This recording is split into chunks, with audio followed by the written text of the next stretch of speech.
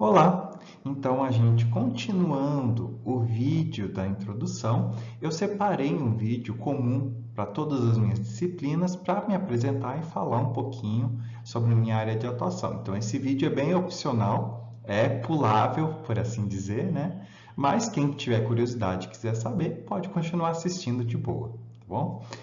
Então, eu sou o Daniel Costa Ramos, sou professor aqui na UFO, né? Eu sou formado em engenharia elétrica, com ênfase em controle, pela UniOeste. Muitos não vão saber aonde que é a UniOeste, mas, né, eu sempre dou a dica que é junto lá da Itaipu, em Foz do Iguaçu. Isso explica um pouco o meu sotaque, tá? Vocês vão vendo aí que eu tenho um sotaque um pouco diferenciado do resto do pessoal. Eu sou nascido em Porto Alegre, crescido em Foz do Iguaçu e eu me formei lá na cidade, né, e eu estou acostumado, né, com a nossa realidade daqui de um campus pequeno, porque lá a gente tinha um mini campus de 4 cursos dentro do Parque Tecnológico junto a Itaipu, né?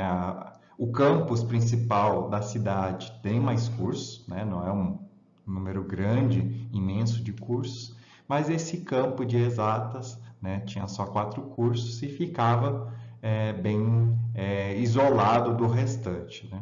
Então era bem interessante. E eu tenho, né, após mestrado e doutorado em engenharia de automação e sistemas, tá? Então isso pela UFSC, pela Federal de Santa Catarina, em Florianópolis, né? Aí eu sempre brinco que olhando essas imagens parece, né, que o campus lá de Foz é tudo toda essa área aqui junto a Itaipu. Não, na verdade não dava 3 Hs desses, né? Se eu não me engano, vamos ver aqui, era essa região aqui, ó, aqui na verdade, tá? Eram esses 3 que consistiam os laboratórios e as salas. Já no de Florianópolis, se a gente for pegar o campus é tudo isso aqui é parte do campus. Então é um campus imenso, né? Então eu tive um pouco de experiência com campus pequeno e com campus gigantesco, né? Sendo que o setor onde a gente trabalhava lá era esse aqui, o de exatas. Tá? Grosso modo é isso aqui. Só para vocês terem uma ideia, né, da minha formação. Então, eu acabei indo na direção, muitos já sabem, né, de robótica, tá? E eu acabei vindo aqui para Patos de Minas para o curso de engenharia eletrônica e de telecomunicações, desde março de 2018. Então, não estou há muito tempo aqui, né? Na verdade, depende de quando vocês estiverem assistindo esse vídeo, né?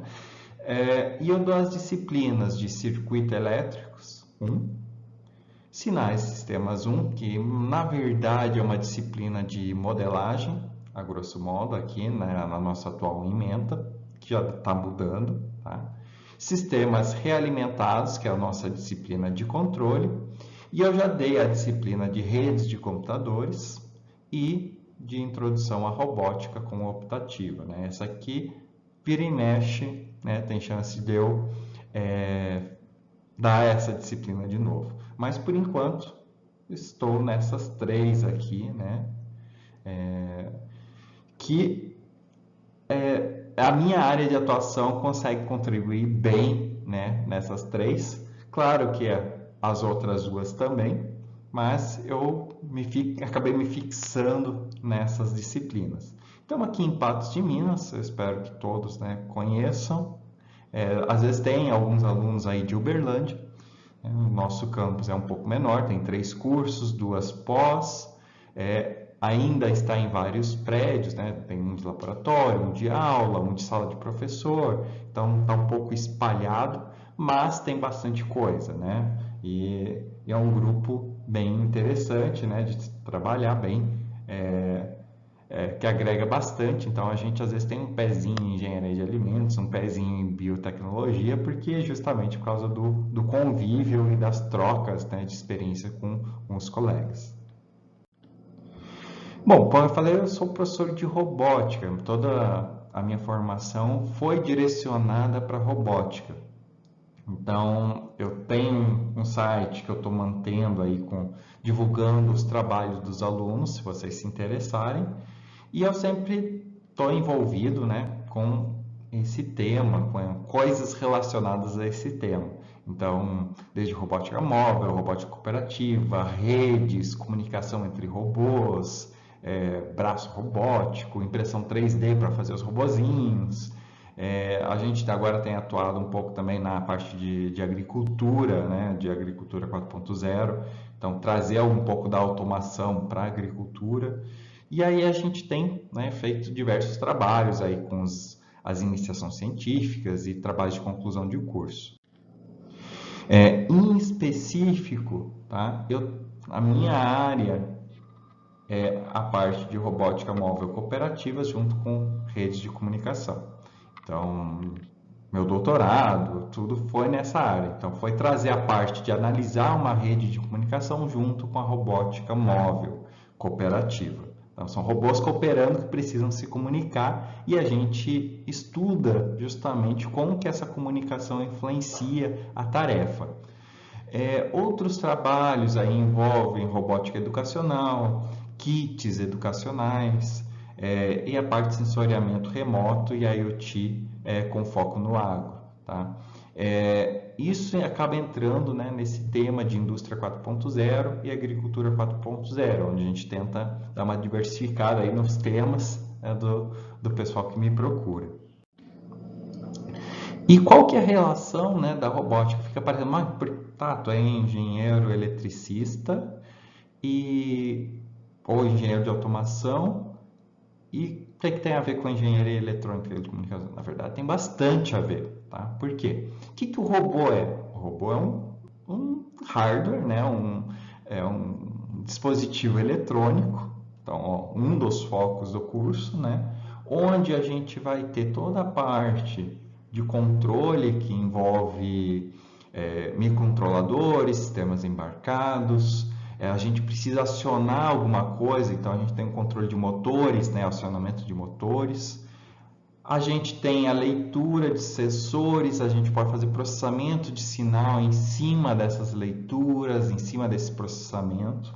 Tá? Então tem a gente toda essa eletrônica por trás. E o principal, a gente tem, né, o software e a gente tem uma interface de comunicação. E aqui entra a parte de telecom, né? Entra a parte de redes de computadores, entra a parte de antenas, entra a parte de transmissão e recepção, né, protocolos de comunicação, então entra tudo aqui. Então, né, tudo que vocês veem no curso relacionado a princípios de comunicação, né, o nosso eixo de telecom, é aplicável para essa parte desde que os robôs estejam se comunicando. Né? Seja com uma estação base, seja entre outros robôs. E aí é na hora que a gente expande isso, né? Em vez de trabalhar só com um robô e estar trabalhando com vários, a gente consegue perfeitamente juntar tanto a parte de eletrônica quanto a parte de telecom e ainda junta um pouquinho de computação, porque tem que programar, e um pouquinho de automação, né, controle e automação, porque muitas vezes a gente tem lá um PID, tem algum software de controle propriamente dito, uma lógica de controle por trás de algumas atividades, né, de algumas funções desses robôs. Então isso aqui é bem interessante. E os conceitos que a gente vê na robótica a gente consegue levar para outras coisas, né? Seja para um controle de uma caldeira, um controle, uma rede de sensores, porque isso aqui nada mais é do que uma rede de sensores móveis. São robôs que estão medindo e estão se locomovendo. Então, eu posso aplicar os mesmos conceitos para uma rede de sensores fixa. Então, olha só, IoT. Então, a gente vai expandindo a partir da robótica. Então, eu sempre indico como uma porta de entrada para outros conhecimentos, para aprofundamentos. A gente precisa fazer muitas vezes pecinhas em impressora 3D para os robôs, então já começa a aprofundar um pouco também em outras tecnologias. Por aí vai. tá? Então, eu sempre comento isso, né? Sempre faço essa apresentação e falo um pouco sobre a iniciação científica, né? E outras atividades. Então, né? Para quem se interessar, não precisa ser agora, ou pode ser no futuro, mais para frente, daqui a 1 ano, 2, se interessou nesses temas, pode me procurar, né? Tanto para iniciação científica, trabalho de conclusão de curso, não tem problema nenhum. Vocês vão ter o meu contato aí ao longo da disciplina e fiquem à vontade, tá? Para quem se interessar em fazer iniciação científica, a partir do 3º período é a melhor época, tá? É bom para ir começando a pensar, se habituar, começar a aprofundar conhecimentos, tá? Só que precisa ter tempo livre. Então, não pode ter outras atividades em paralelo, né? Tem que começar a fazer algumas escolhas, quer ficar na empresa júnior, fazer IC, fazer extensão, e aí vai alternando ao longo dos anos, né?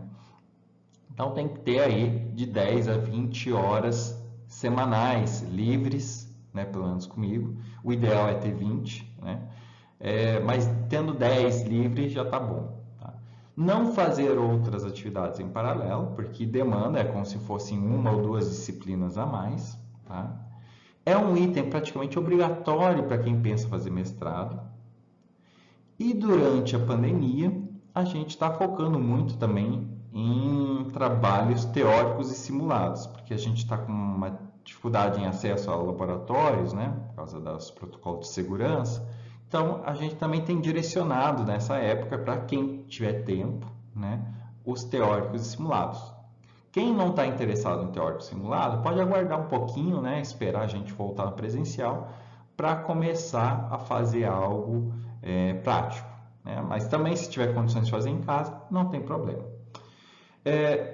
Para fazer uma iniciação científica, tem que fazer um pré-projeto. E geralmente esse é o meu processo de seleção. Eu ajudo a montar, só que eu deixo na mão dos alunos, né, para ir tentando cada um fazer o seu pré-projeto. São 8 páginas que tem que explicar, né, o que vai fazer durante a IC.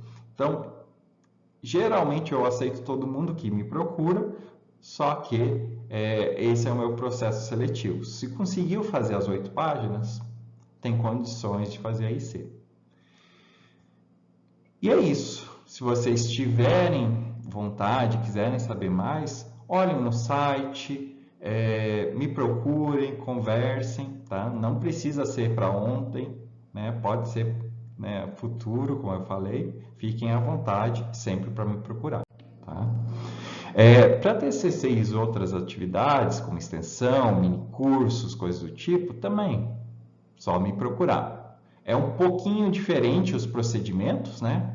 Cada TCC ainda depende do curso também, mas, né, eu sempre estou aberto para vocês, né, para vocês me procurarem, conversarem e, né, encontrar, às vezes, o tema ideal para vocês. E eu também acabo ajudando, mesmo se eu não sou orientador, vocês podem me perguntar o que eu souber eu falo para vocês, o que eu não souber eu falo que eu não sei, né, e dou as direções para vocês acharem. No mais é isso, né?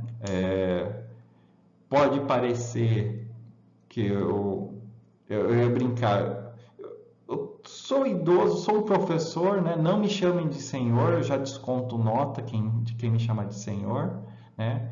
Mas eu ainda uso os emojis ao longo das disciplinas. Eu sou jovem, né? Então, fiquem à vontade para me perguntar, conversar, tá? Não precisam de cerimônia nem formalidades, tá?